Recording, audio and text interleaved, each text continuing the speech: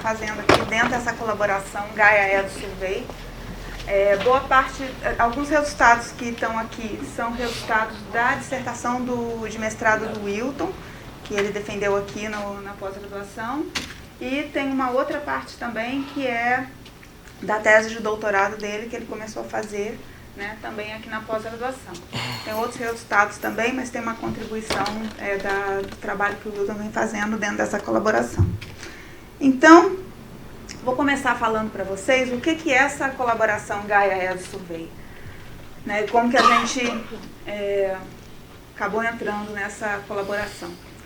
Bom, eu estava em Nice em 2013, estava fazendo um pós-doc lá, e aí teve a primeira reunião dessa colaboração, que foi lá em Nice, foi quando eles se reuniram, estavam começando a observar. Eu nunca nem tinha ouvido falar dessa colaboração, não sabia, né, que estavam organizando essa colaboração.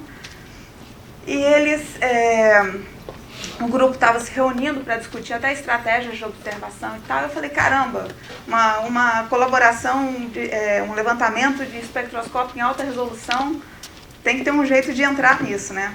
Aí fui falar com as pessoas e tal, mas todo mundo, então não, porque é para quem é do ESO, e a gente estava naquela época que o Brasil estava assim, saindo sem nunca ter entrado, naquela situação, então as portas não se abriram exatamente, aí eu fiquei, puxa vida, né? Aí depois, em 2015, e aí, como eu vou mostrar para vocês, esse grupo, essa colaboração, ela é organizada em vários grupos, e tem o grupo das estrelas frias, que é super produtivo e tal, e tem o grupo das estrelas quentes, que patina, não consegue sair do lugar, né? Então, eles organizaram em 2015 um congresso lá em Bruxelas e convidaram pessoas que trabalham nessa área de análise de estrelas massivas, porque eles precisavam de gente, eles viram que precisavam de gente, então eles convidaram um monte de pessoas assim, que trabalhavam na área para ver quem poderia entrar e tal, e aí foi nessa então que eu consegui entrar na colaboração, né? Então, é impressionante como que o volume de trabalho do grupo de estrelas massivas é muito menor do que o volume de trabalho, de contribuição do grupo de estrelas de baixa massa, por vários motivos que eu espero deixar claro aqui, mas enfim. Bom, então esse é um survey público que estava sendo realizado com os telescópios do ESO, né? Então ele foi proposto pelo Gary Gilmore, que é um cara que já veio aqui 2 vezes em CCEs aqui, e tem mais ou menos 400 membros de 90 institutos, a grande maioria deles europeus, né? Aqui no ON nós somos o único nodo que participa fora da Europa, né, reconhecido como nodo, e essa colaboração está dividida em 19 working groups. Tem aqui deixa eu mostrar primeiro essa aqui. Tem aqui a organização dos grupos de trabalho, então tem alguns working groups que são dedicados à preparação das observações, seleção de alvos, né, e as observações realmente. Outros que são dedicados à redução, classificação dos objetos. Então, tem vários working groups que são dedicados à preparação e à pipeline, à redução dos dados. E depois tem um outro bloco de grupos que são dedicados à análise dos objetos que são observados. Então, tem os grupos das estrelas FGK, pré-sequência principal, e esse Working Group 13, que tem as estrelas OBA, né? Vai até, eles classificam como estrelas quentes até A.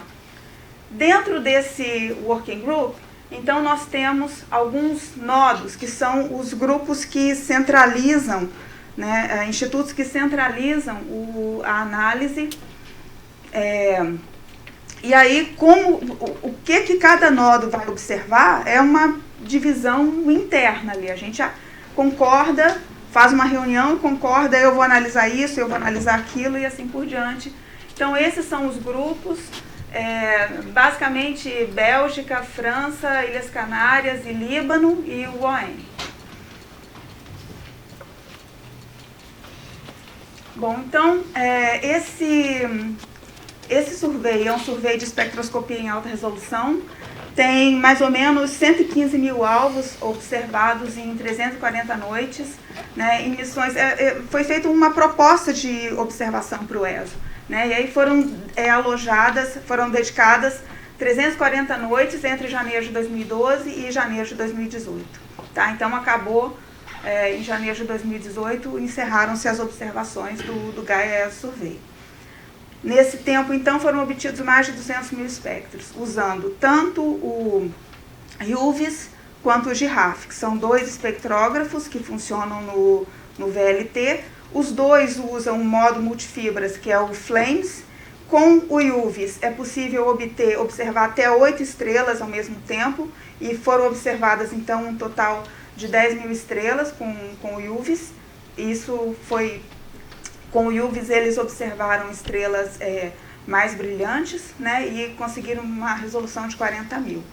Com o GIRAF, usando o FLAMES, é possível obter um número maior de estrelas ao mesmo tempo. Então, são 132 fibras no GIRAF.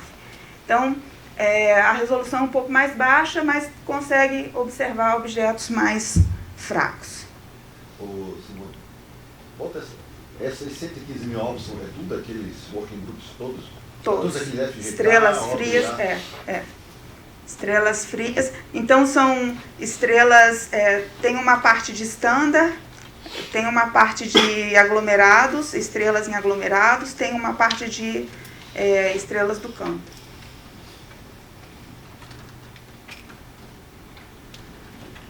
Bom, outra característica interessante também do GAS é que ele... tanto na parte de estrelas frias quanto na parte de estrelas quentes, cada nodo tem uma identidade própria. Isso quer dizer que cada nodo define qual vai ser o método que vai ser utilizado na sua análise. Eles têm independência para isso. E depois tem uma segunda fase dos dados, que é a homogeneização. Então, tem um working group só para a homogeneização dos resultados, que isso é feito no final, então, da análise. Então, só para vocês terem uma ideia da diversidade, né? Aqui são os nodos do Working Group 13, e a gente tem grupos que se dedicam mais à análise de estrelas A, que para a gente já são estrelas frias, né? Tem outro grupo, Montpellier e IAC, se dedicam mais às estrelas mais quentes, aí preocupados mais com ventos também. Então, assim, tem uma grande diversidade. Alguns fazem análise em ETL, outros fazem análise em não ETL, a maioria deles faz análise em não ETL. Esse grupo, RodGrid, é um grupo que faz só uma síntese muito rápida, mas é para classificação dos objetos, mas ele não obtém abundâncias, né? Esse pessoal desse grupo não obtém abundâncias. Então, tem uma grande diversidade de métodos diferentes, e depois comparar todos esses resultados é um exercício. E, além disso, tem outro problema, que no caso das estrelas FGK, o intervalo de temperatura coberto por esses tipos espectrais é bem menor. Então, os grupos usam técnicas mais ou menos parecidas e depois conseguem comparar os resultados também entre os grupos de uma maneira mais consistente. Mas aqui, o pessoal que trabalha com estrelas A, por exemplo, que vai com a temperatura até 10 mil, 12 mil às vezes, né, a temperatura é mais baixa que isso, mas no máximo até 10 mil ou 12 mil, não tem nenhuma sobreposição com o meu intervalo de temperatura, que é entre 13 mil e 33 mil. O pessoal que trabalha com estrelas O começa a trabalhar com temperatura 30 mil ou mais alta. Então, a gente tem tem pouca sobreposição nesse intervalo de temperatura que a gente está trabalhando. Entendeu? Então, essa é uma dificuldade depois na hora de fazer a homogeneização dos dados. Bom, então, os alvos do GAS são estrelas variando de tipo espectral O até M, sequência principal até gigantes, pobres em metais, ricas em metais. A ideia é representar o halo, bojo, todas as componentes da galáxia e determinar esses parâmetros, temperatura efetiva, gravidade superficial, abundância, metalicidade, velocidade radial, VCNI, para todas as estrelas, né, para poder ter um conjunto de abundâncias e de parâmetros que permita fazer uma análise homogênea, tanto da cinemática quanto da dinâmica, né, e química das estrelas da galáxia, nas diferentes componentes. Como é o Gaia-ESO Survey, quer dizer, essas estrelas que foram escolhidas são estrelas alvo da missão Gaia. Então, aqui a gente vai obter parâmetros atmosféricos e abundâncias, e VCNI, para as estrelas do Gaia, e todos os resultados de cinemática, de dinâmica, vêm da missão Gaia. Tá? Então, aqui tem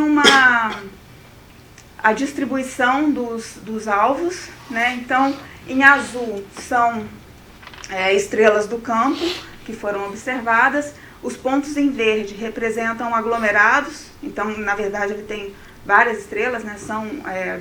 Cada ponto verde é um aglomerado, cada ponto azul é uma estrela, e cada ponto lilás também é uma estrela, que são as padrões que foram definidas. Tá? Então, nós tivemos agora, em fevereiro, o sexto data release interno da colaboração, e que foi o último. Então, as observações acabaram em janeiro de 2018, e agora em setembro vai ter a última reunião da colaboração, justamente para fazer um levantamento, fazer um fechamento, né, de tudo que foi feito, e comparar todos os resultados e ver assim, qual é o legado, né, dessa colaboração Gaia Survey. Tá?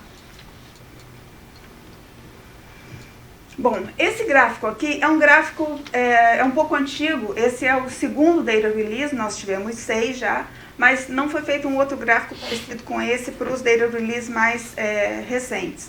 Porém, essa proporção entre estrelas massivas, que são as estrelas em vermelho, que foram analisadas pelo Working Group 13, e as estrelas em azul, que são as estrelas FGK e ATM, então você vê aqui a diferença do número de estrelas que a gente está trabalhando. Claro, reflete justamente a distribuição de massa, né, das estrelas, dos tipos espectrais na nossa galáxia.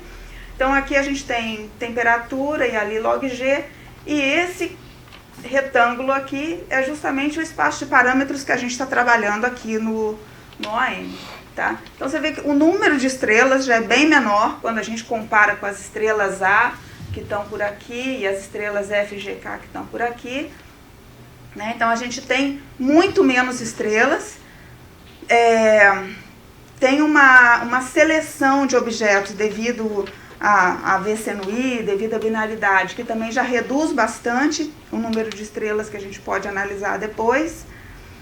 E com isso a gente eu vou mostrar mais adiante essa questão do VCNI, como que afeta a nossa seleção.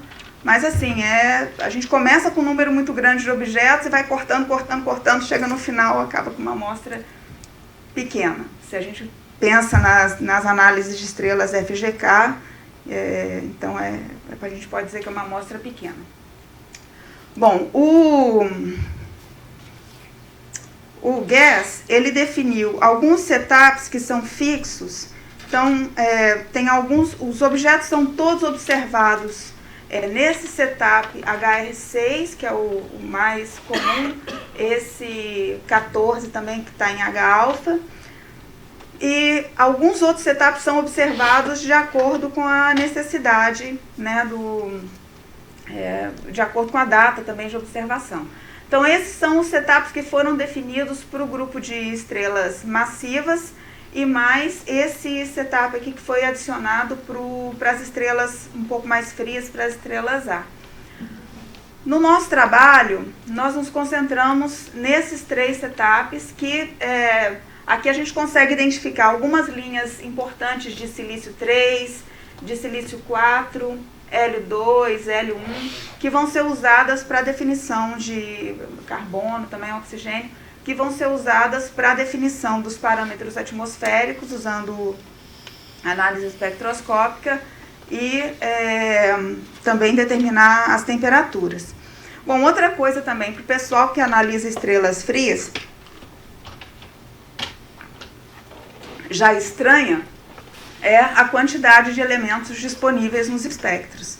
Vocês vão ver que aqui a gente tem basicamente CNO, magnésio, alguma coisa de enxofre talvez, mas a gente não tem aquela fartura de elementos que é possível analisar nas estrelas mais frias, né? Então, é muito mais restrita a análise de abundâncias.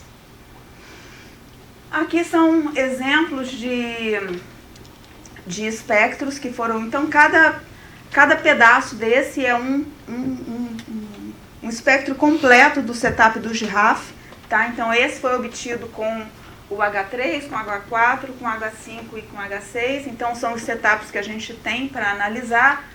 Aí a gente tem aqui as linhas de hidrogênio, né? Linhas de hélio. Aqui, aí, essa região espectral aqui para a gente é a mais importante, porque tem uma série de linhas aqui tem carbono, oxigênio, nitrogênio, silício. Então, é a região mais importante para a gente em termos de presença de linhas, né, para análise de abundâncias. Tá? Então, a gente usa basicamente as linhas de hidrogênio para determinar a gravidade superficial e as linhas metálicas, silício e oxigênio, para determinar temperatura efetiva e também as abundâncias. Bom, antes de começar a falar da análise, vou apresentar um pouco o objeto que a gente está estudando. Então, Carina OB1 é uma associação OB. Então, as associações OB são regiões de formação de estrelas massivas. Então, essas estrelas OB, elas só se formam nessas regiões onde tem nuvens moleculares gigantes. Então, tem uma grande quantidade de massa, né, disponível para formar essas estrelas mais massivas. São estrelas que têm massas maior que 8 massas solares, mas essa região que a gente está trabalhando, essa faixa de tipo espectral que a gente está trabalhando, em geral, tem massas da ordem de 10 massas solares ou mais. As associações OB, em geral, elas apresentam, então, nuvens moleculares associadas a aglomerados abertos. E pode ter mais de um aglomerado aberto como núcleo da associação. Nessa associação Carina OB1, que é uma associação bastante grande no céu, ela apresenta pelo menos 5 aglomerados identificados, talvez mais alguns, mas são assim aglomerados com um número bem grande de estrelas B, tá? Então são esses Trampler 14, 15, 16 e Colinder 228 e 223. Vou mostrar daqui a pouco uma figura como que é a distribuição espacial. Então ela está localizada a pouco mais de 2 quiloparsecs do Sol e em relação ao centro da galáxia, a distância galatocêntrica dela é 7,7 quiloparsecs, então ela está um pouquinho mais para dentro em relação ao Sol, né, na distribuição radial no disco da galáxia. É uma associação bastante jovem e a gente tem aí mais ou menos 300 estrelas OB catalogadas na associação, então em todos esses aglomerados que são identificados. Simone, qual o tempo de vida dessas estrelas em geral? 10 a 7. Então essa daí já estaria... São estrelas... porque essas associações, elas são jovens, as estrelas se formam ali, rapidamente as mais massivas rapidamente evoluem, né? Então muitas vezes você vê algumas estrelas... às vezes você pode ter algumas estrelas mais avançadas, poucas estrelas um pouco mais avançadas, que eram justamente aquelas de maior massa na associação, né? Mas todas elas são bem jovens. Você pode ter ainda região de formação estelar acontecendo, tá? E às vezes você observa também numa região como essa, você pode ter uma pequena diferença de idade entre os aglomerados. Você pode ter uma formação sequencial de estrelas. Em Órion, isso é observado. Órion B1 tem 4 aglomerados e eles têm uma sequência de formação bem definida. Aqui não é muito não, eu vou mostrar um pouquinho mais à frente. Aqui não é muito, isso não é muito claro não. Tá?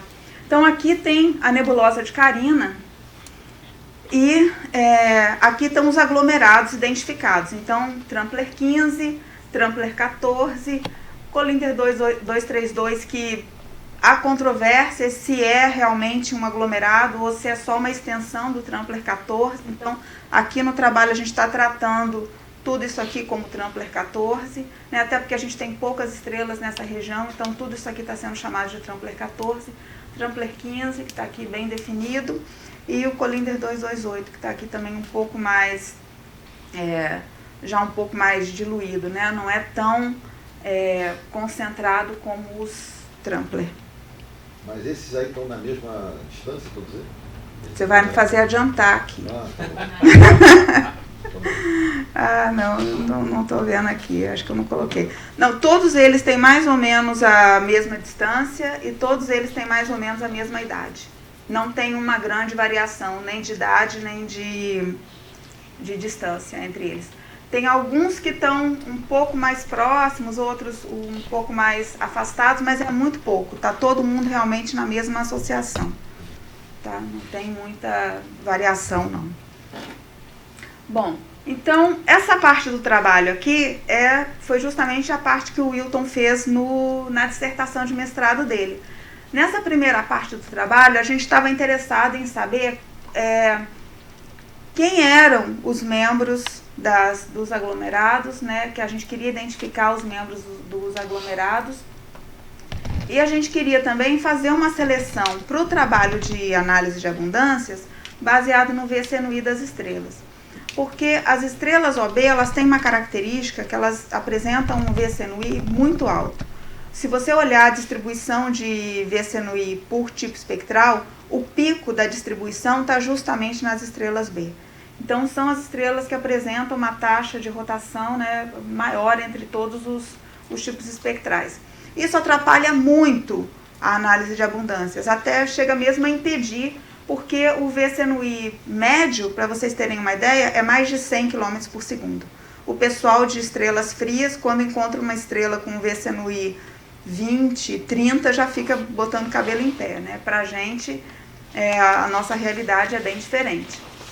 Então, a gente queria conhecer qual era a distribuição de VCNI dos aglomerados, para com isso selecionar aquelas estrelas com VCNI mais baixo significa menor que 80, tá? Para fazer a análise de abundâncias. Então aqui nesse gráfico tem a distribuição espacial das estrelas de Carina. Então cada cor aqui está identificando as estrelas de um aglomerado diferente. Né, tem uns outros pontinhos menores que são estrelas que a gente não conseguiu atribuir membership para nenhum dos aglomerados, então foram observadas no campo, provavelmente são estrelas dessa associação, mas não existe um trabalho definitivo associando essas estrelas com um determinado aglomerado. Essa é uma das questões que o Wilton ainda vai abordar no trabalho de tese dele. Ele ainda vai fazer essa parte de definição de membership. Então, essa definição aqui foi feita com base em resultados da literatura. Tá? Então, para vocês terem uma ideia da dificuldade de trabalhar com estrelas B, das estrelas observadas na região de Carina OB1, são 1.962 estrelas, de todos os tipos espectrais. Dessa amostra, 294 tinham tipos espectrais entre O9 e B6. Isso garante, então, que a gente teria temperaturas maiores que 14.000 Kelvin, o que é adequado para o nosso método de análise. Bom, então separamos as estrelas com a temperatura adequada e dali identificamos mais de 40 estrelas que eram binárias. Essas certamente eram binárias. Foram descartadas também. Então, ficamos com 256 estrelas aparentemente não binárias. Aparentemente, porque, como a gente está usando dados do GIRAF e as observações, elas são em apenas uma época, a gente não tem espectros de mais de uma época para a grande maioria das estrelas, a gente não consegue perceber variação na velocidade radial. Então, a gente tem um ponto só, né? Numa série temporal, a gente tem um ponto só. Então, a gente não sabe dizer se essas estrelas, essas 256, a gente não consegue garantir que essas estrelas realmente não são binárias. Para a gente garantir que essas estrelas não são binárias, a gente precisaria ter uma observação, uma série temporal, para verificar se a velocidade radial é realmente constante ou se há variação. Porque você poderia ter um sistema binário, ter a variação na velocidade radial provocada pela presença de uma companheira que a gente não está observando a assinatura dela no espectro. Então, essas estrelas, como eu disse, então, são aparentemente não binárias.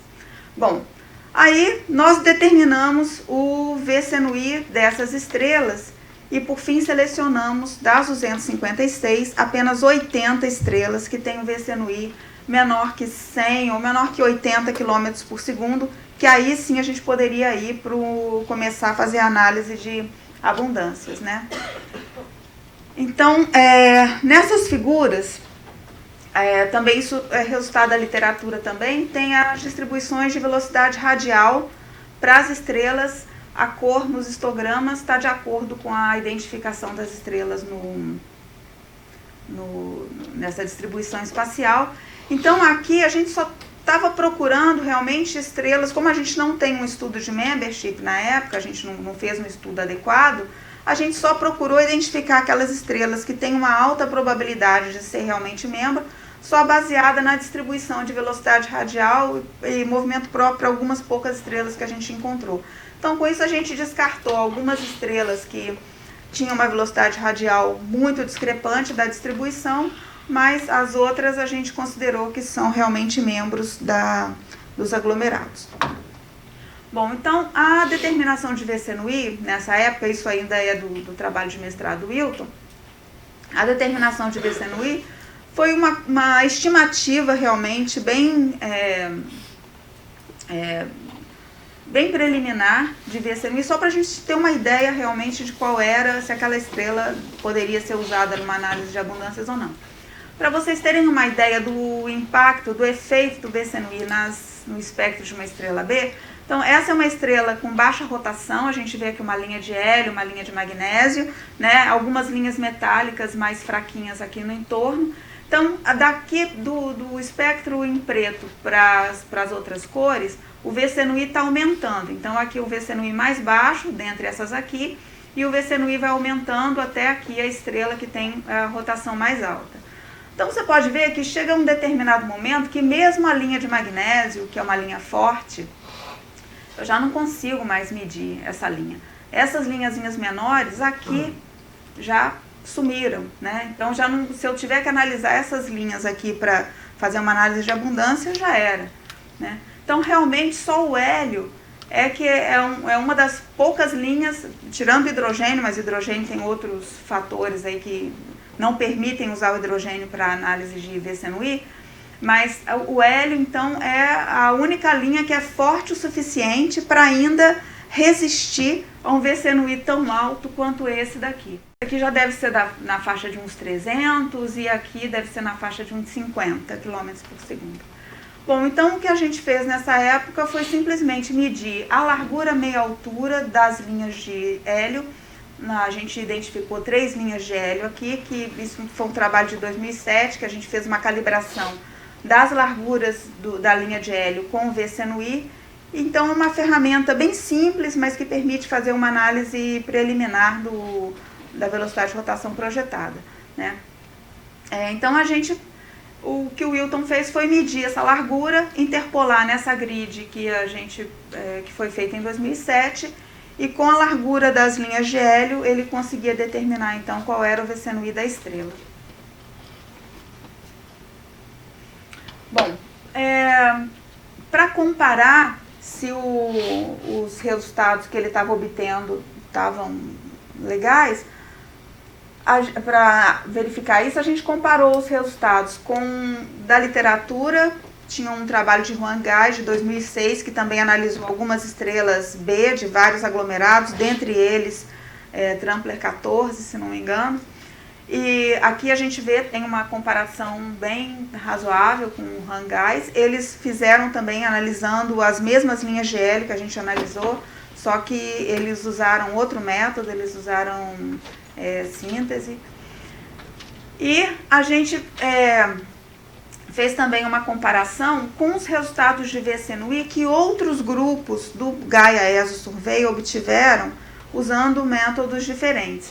A maior parte desses resultados aí vem do grupo do IAC, que é um grupo que eles têm lá um trabalho de VSNUI, já há algum tempo eles fazem esse trabalho usando transformada de Fourier.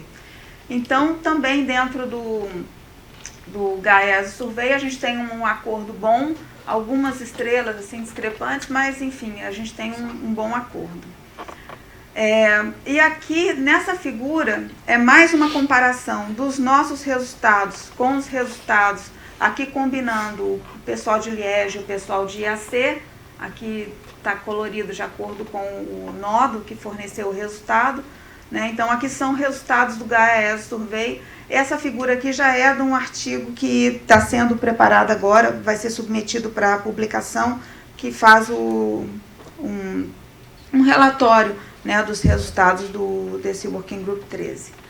Bom, então, aqui nesses histogramas eu mostro para vocês a distribuição de VSNUI das estrelas dos aglomerados. Então, novamente, os aglomerados aqui estão, as cores representam cada aglomerado identificado, né? E a gente vê aqui a distribuição, a gente tem valores até 400 km por segundo, né? Tem uma pequena variação nos histogramas, e isso pode ser aqui em Colinder 223, que parece que tem uma tendência de ter estrelas, um pouco mais de estrelas com uma rotação um pouco menor. Então isso pode ser algum indicativo da relação da distribuição de VSNUI com a densidade do aglomerado. Existem algumas propostas, algumas teorias propostas na literatura que correlacionam a distribuição de VSNUI com a idade das estrelas ou com a densidade do aglomerado onde elas se formaram. Isso é uma coisa que a gente quer também testar durante a tese do Wilton, porque a gente tem a distribuição de VSNUI, mas a gente não tem ainda a densidade do aglomerado. Para fazer a densidade do aglomerado, a gente precisa conhecer a completeza da nossa amostra, de acordo com o aglomerado que é estudado. Precisa definir membership muito bem definido. Então, tudo isso é uma parte que ainda vai ser feito ao longo da tese. Tá? Mas a gente a gente verificou se existia alguma correlação entre o VSNUI médio dos aglomerados com a idade dos aglomerados, isso até acompanhando o trabalho de Rangais, que eles fizeram isso para vários aglomerados com idades diferentes. Então, eles tinham um intervalo de idades que era bem maior. E aqui, os nossos 4 pontos, que são esses 4 triângulos vermelhos, a gente vê que, enfim, segue essa tendência, que não é nenhuma, que parece que só tem uma grande distribuição aqui, mas a gente não vê nenhuma correlação do VSNUI médio com a idade, né? Até porque só pelos nossos pontos, então, que a gente não consegue dizer mesmo, já que a gente tem um intervalo de idade que é muito pequeno. Bom, então, chegamos então na análise de abundâncias. Como eu falei, a gente, daquelas 1.900 estrelas da região de Carina, a gente acabou com uma subamostra de 80 estrelas, né, que tinham um VSNUI ali, que a gente olhou e falou, acho que dá para fazer. Mas quando você começa a fazer, algumas que você vê que tem um VSNUI mais alto, você fala, vou tentar, talvez consiga, mas você vê que na hora não rola. Ou então, quando você começa a fazer a análise, a gente faz a análise por síntese, aí que você percebe algumas assimetrias nos perfis das linhas e fala, opa, talvez essa aqui seja uma binária, que eu não percebi antes, né, só fazendo uma análise, uma inspeção visual, mas quando você começa a comparar com o perfil sintético, né, aí você começa a perceber algumas assimetrias. Então, com isso, nós conseguimos fazer análise de abundâncias para 55 estrelas. Então, daquela amostra toda de 290 estrelas OB, conseguimos 55 resultados de abundância.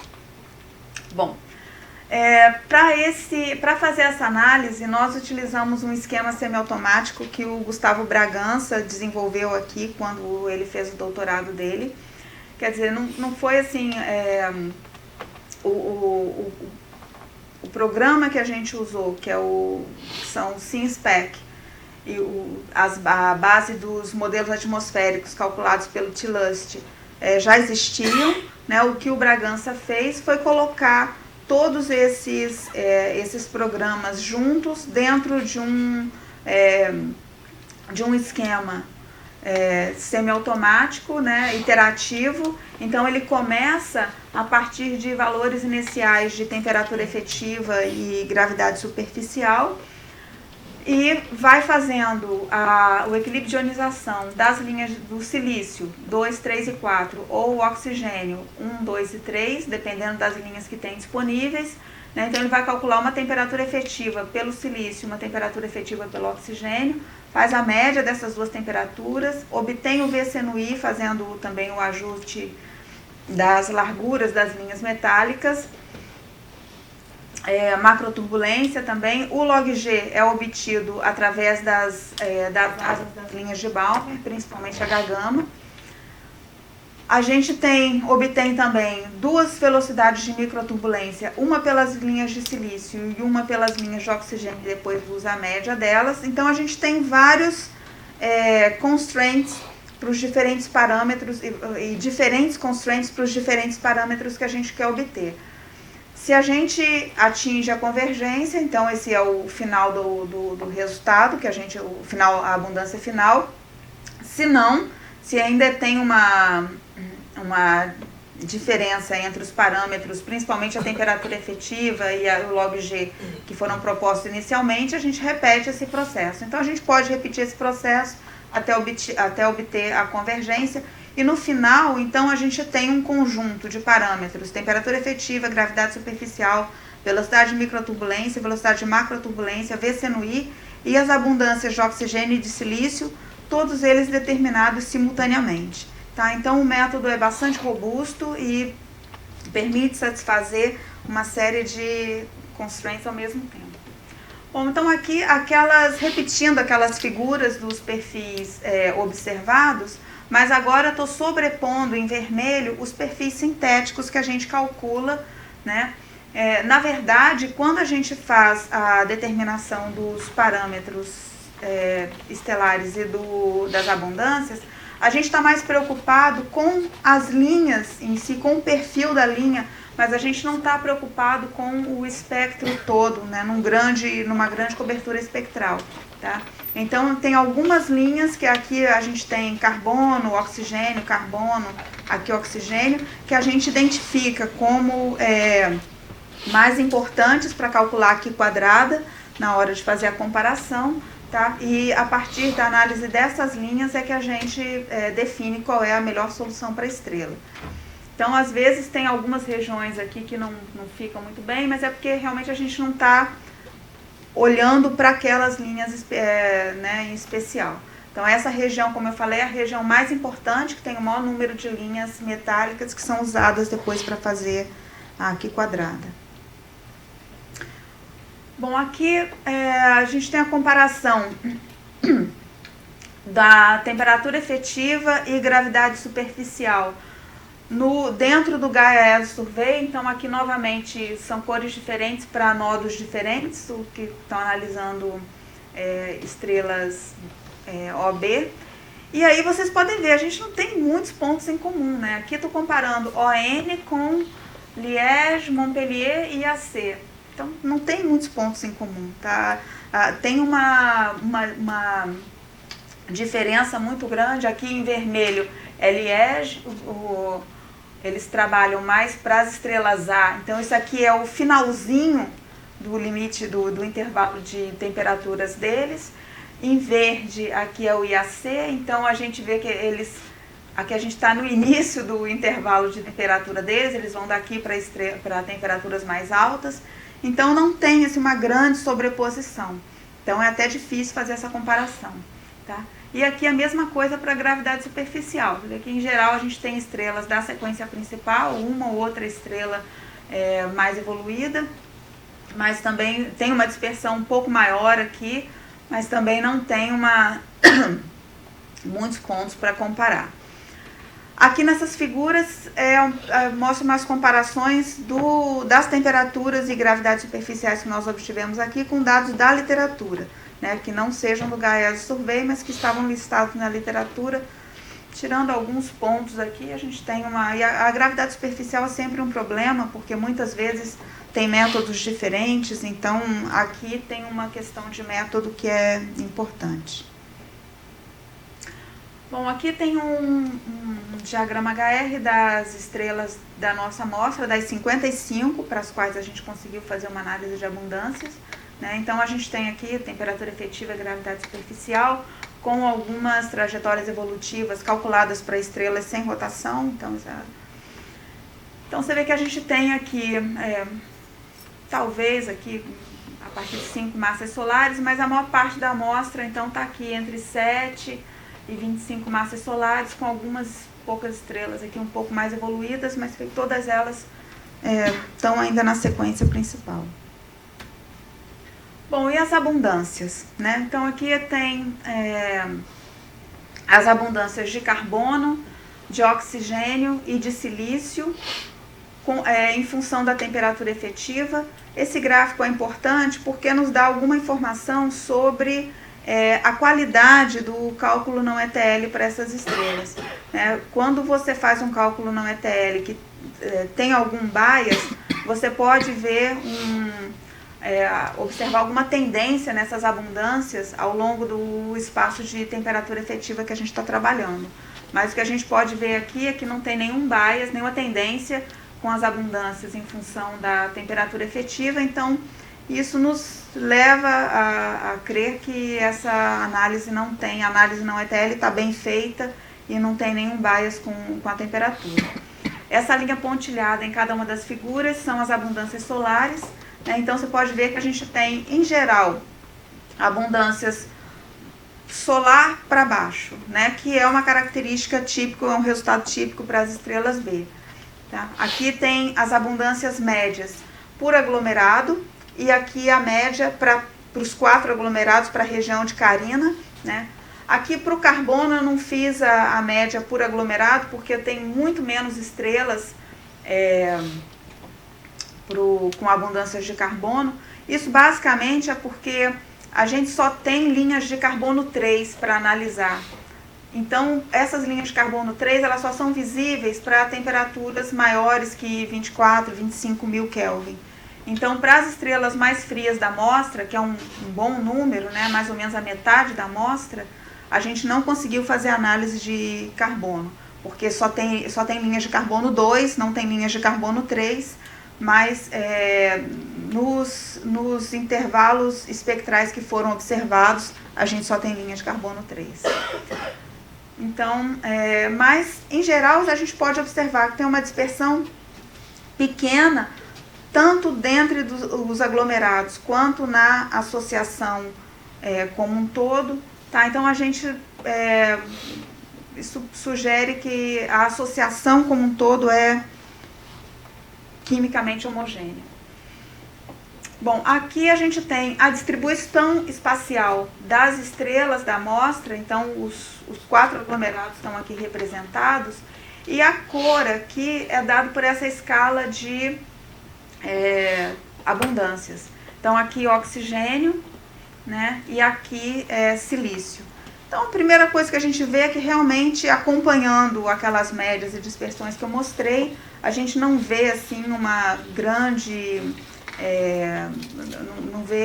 uma grande diferença, né, na distribuição espacial das abundâncias de silício. Então realmente essa associação ela parece ser bem homogênea. Aqui tem a identificação de acordo com os aglomerados, então nada assim desponta, né, para mostrar. Bom, então o trabalho agora aqui, um dos nodos está fazendo, que é o trabalho de homogeneização dos dados, está sofrendo bastante para fazer isso, que é comparar, né, fazer um inventário, comparar e analisar as correlações entre os resultados obtidos pelos diferentes nodos dentro da colaboração. Então você vê aqui os intervalos de temperatura que os diferentes nodos cobrem, tá? Então você vê que varia bastante, né? As técnicas usadas também, então o pessoal que trabalha mais com estrelas mais quentes geralmente usa o CMFGEM ou Fast Wind para fazer análise, que aí inclui ventos, então é mais adequado para essas estrelas mais quentes. Justamente por isso que a gente para aqui em 33.000, que é quando a gente começa a sentir mais o efeito do vento, né? Os nossos modelos não incluem vento, então o nosso método não é adequado para temperaturas mais altas que 33.000 Kelvin. Os parâmetros que são determinados, você vê que alguns só determinam os parâmetros atmosféricos, outros determinam metalicidade, outros determinam abundâncias mesmo de metais. Então tem também uma diversidade aí nos resultados que são fornecidos. E mesmo os que fazem análise de abundância também tem uma diversidade aí nos elementos que são analisados, né? Então aqui, nessa ocasião, nesse artigo que está em preparação, a gente só tinha, é baseado nos resultados que foram reportados em fevereiro. Então até em fevereiro a gente só tinha feito carbono, oxigênio e silício, mas agora o Wilton já tem nitrogênio e magnésio também, mas agora acaba que não vai entrar nesse artigo, está quase pronto. Mas ele, para a tese dele, ele tem também já os resultados de nitrogênio e magnésio.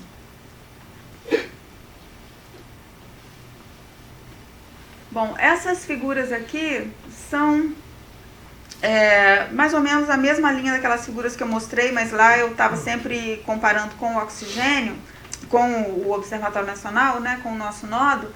E aqui em relação ao RobGrid, que o RobGrid é o único nodo que fez a análise, como ele fez só TF-log-G, fez a análise para o maior número de estrelas da amostra. Então ele consegue comparar com um número maior de nodos, né? Então aqui tem os nodos dedicados às estrelas A, aqui os nodos dedicados mais às estrelas O mais quentes, tá? E nós estamos aqui em laranja, aqui nesse pedacinho aqui. Então a gente vê aqui, a temperatura tem uma boa concordância entre os nodos, a menos dessa estrutura que apareceu aqui, tem que entender o que foi que aconteceu. A gravidade superficial é uma grande loucura, tem uma grande dispersão, e isso reflete basicamente a diversidade de métodos que são utilizados, né? Tanto entre o pessoal da Bélgica e o pessoal do Líbano, eles usam indicadores diferentes de log-G. Aqui são as mesmas figuras que eu já tinha mostrado antes, eu não vou repetir. Bom, então o que a gente tem até agora? Mostrei para vocês que a gente tem temperaturas efetivas, gravidades superficiais, né, VCNI, e abundâncias para uma amostra de estrelas em Carina OB1. Na verdade, a nossa contribuição para o GAS inclui outros aglomerados também, mas assim, na tese do Wilton, ele vai se dedicar à análise de Carina OB1, mas também a gente tem resultados de abundâncias para outros 2 aglomerados. E, em geral, o que a gente percebe é que tem uma diferença muito grande entre os métodos que cada nodo, né, dentro da colaboração adota. Isso gera umas diferenças nos parâmetros que são obtidos. As diferenças em temperatura efetiva não são tão grandes assim, então são bastante consistentes, mas em relação ao log-G tem um problema ali. O que é publicado depois, o catálogo de parâmetros que é publicado depois, é esse valor homogeneizado, né, que é uma média ponderada dos resultados que são reportados. E é isso que o pessoal da homogeneização está sofrendo um pouco para obter esses resultados. Quanto às abundâncias, é mais difícil de comparar, já que a gente tem uma pequena sobreposição com os outros nodos, né, principalmente pela faixa de temperatura efetiva. Tá? Então, a gente tem até agora, em Carina, que a gente estudou tanto VCNI quanto abundâncias, para esses 4 aglomerados dessa associação, a gente vê que as distribuições, tanto de VCNI quanto de abundância, são bastante parecidas. Então, sugere que essa associação é bastante homogênea quimicamente, mas a gente ainda tem bastante trabalho pela frente, que assim que a gente encerrar essa parte de análise de abundâncias, a gente vai partir para um estudo de membership das estrelas dos aglomerados, usando dados do Gaia, para a gente realmente ter os nossos próprios resultados e saber quem são realmente as estrelas membros dos aglomerados. E a partir dos resultados desse estudo de membership, aí sim a gente vai poder estimar a densidade dos aglomerados e responder finalmente se existe alguma relação entre as densidades dos aglomerados e as distribuições de VCNI que a gente já tem.